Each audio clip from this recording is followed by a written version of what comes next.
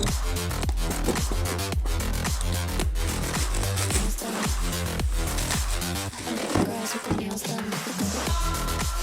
this video, we are going to unbox and test out the latest Vivo Y11, stuff like the bend and scratch test, its software and gaming performance, and its sound test. We hope that you are sincerely following the safety protocol of physical distancing and hygiene practices in these times of crisis till we get through it together. So we have the retail unit of the Vivo Y11 here, bought online, the same you will get in your hands if you order it yourself from Amazon.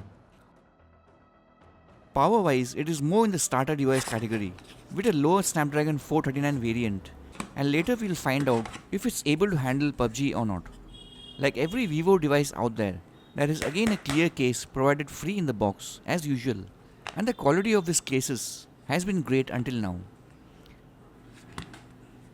The Vivo Y11 looks pretty attractive for a budget device.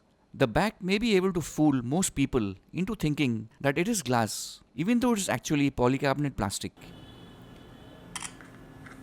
Vivo devices have a great track record till date in the build quality department, no matter if the device was as slim as the Vivo Y81. And the Vivo Y11 here also seems to at least feel strong in my usual trial bend, which later will be seriously tested out in the bend test.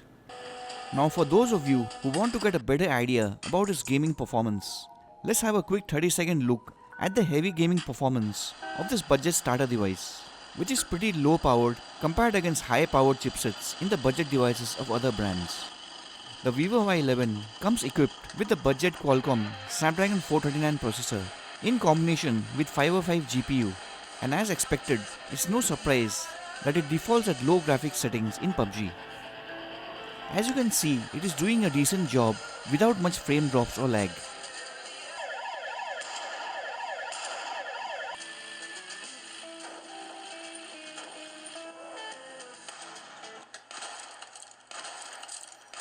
And it just about manages to play PUBG at the highest allowed medium frame rate settings in balance mode.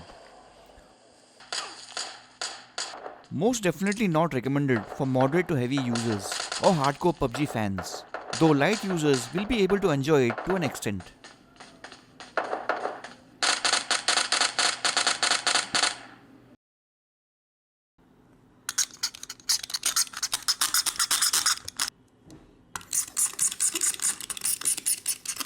Every Vivo device is pre-applied with a plastic screen protector as usual on its display, and is the same with the Vivo Y11. But the issue with this is, the screen protector is there mostly to protect poor quality glass protection without an oleophobic coating, and always fails the scratch test. Will the tempered glass protection on the Vivo Y11 also fail the scratch test and end up with ugly scratch marks?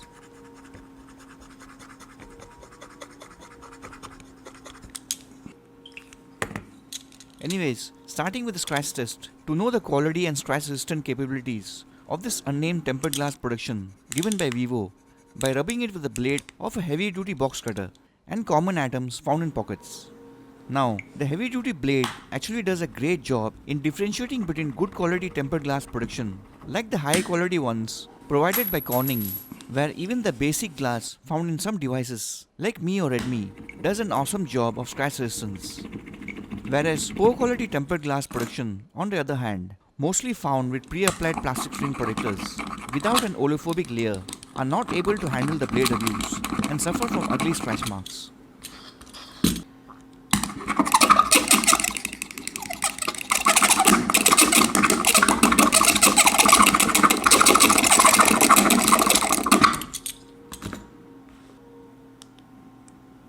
The Vivo Y11 2019 is one of them rare devices with a pre-applied plastic screen protector falling under a minority group of devices which has managed to pass my scratch test.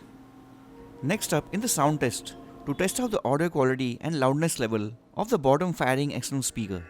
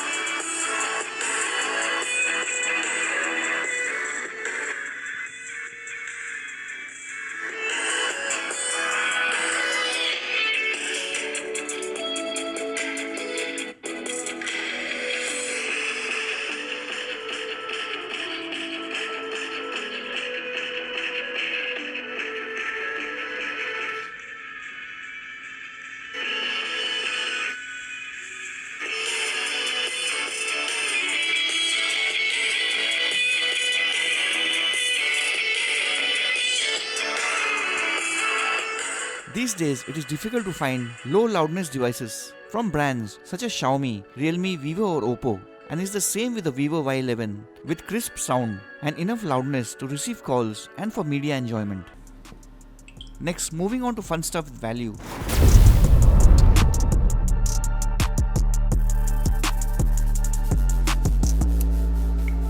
The bend test will give you a scientific physical proof about the structural strength and build quality of devices made for you by the smartphone companies, especially the devices with weaker builds or the ones that completely fail due to weak physical structure and design.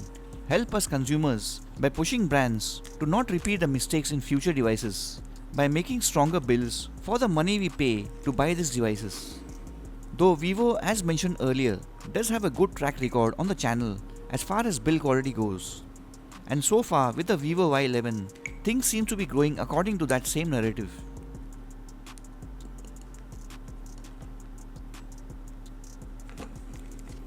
There was definitely a large degree of flex when pressure was applied from both the display side and back side, but this kind of bend degree is typical of polycarbonate builds.